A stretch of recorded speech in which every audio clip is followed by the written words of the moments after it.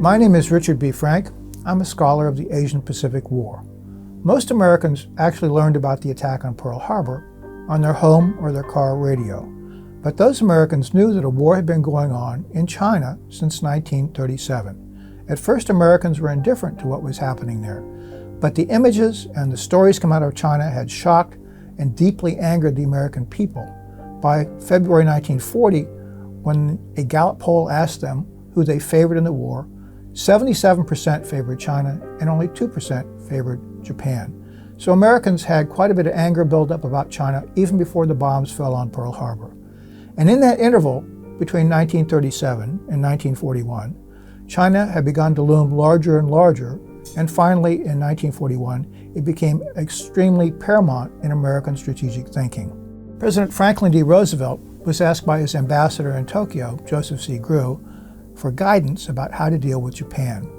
And Roosevelt, I think in one of his most brilliant descriptions of what his thinking revolved around, said as follows: "I believe that the fundamental proposition that we must recognize is that hostilities in Europe, in Africa, and in Asia are all parts of a single world conflict." Roosevelt's ability to see this conflict as a global struggle involving all components became extremely important in 1941. In June 1941, Hitler attacked the Soviet Union. At first, in Washington and London, it was believed that the Soviets would collapse, just as all of Hitler's prior targets had collapsed. But by late July 1941, it became evident that the Soviets might in fact survive. And this, of course, was gigantically important on a strategic level for the whole war. When we ask ourselves here in the US and in London, what could we do? The answer was not much. The British were overextended, we were unready, logistics to get things to the Soviet Union were terrible. But they identified one thing of paramount importance. They believed that if Japan joined Germany in attacking the Soviet Union, that might be the fatal blow to Soviet resistance. So keeping China in the war was seen as important, not merely for what was going on in Asia, but in terms of the whole global conflict and specifically Soviet survival. President Roosevelt would talk to Canadian Prime Minister Mackenzie King in November 1941. And after that conversation, Mackenzie King would write in his diary that a collapse of Chinese resistance will probably mean a collapse of Russian resistance, thereby showing how it was clear to him, as he had talked to Roosevelt, that keeping China in the war was critical to keeping the Soviet Union in the war. And that was where the importance of China in the global struggle was probably of foremost importance during the entire war. The other thing that China did, which was of immense political significance, was that the fact that the Japanese were advertising that their war was designed to liberate all Asian people from Western colonialism was belied by the fact that the Chinese not only rejected that claim, but were conducting armed resistance which had gone on now for 4 years prior to Pearl Harbor.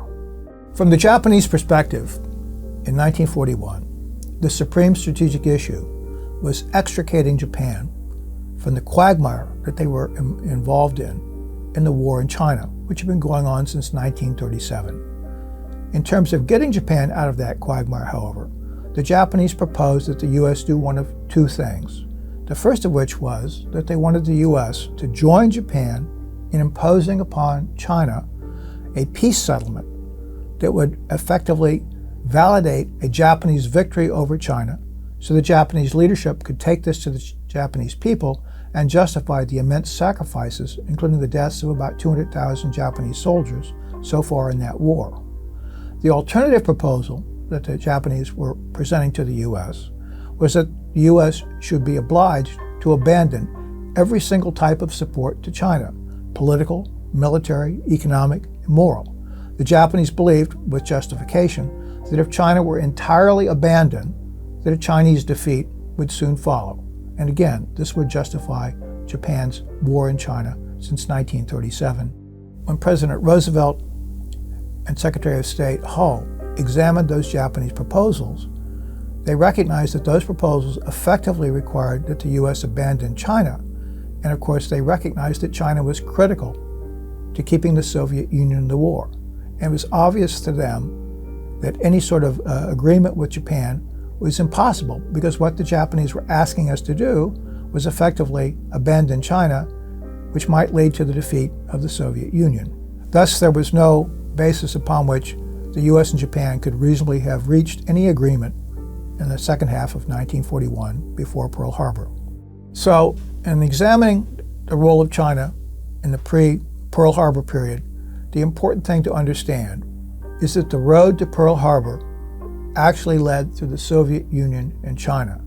It was all one single world conflict, as President Roosevelt said. So join us next time, where we will explore with you the lesser-known aspects about what happened at Pearl Harbor and why.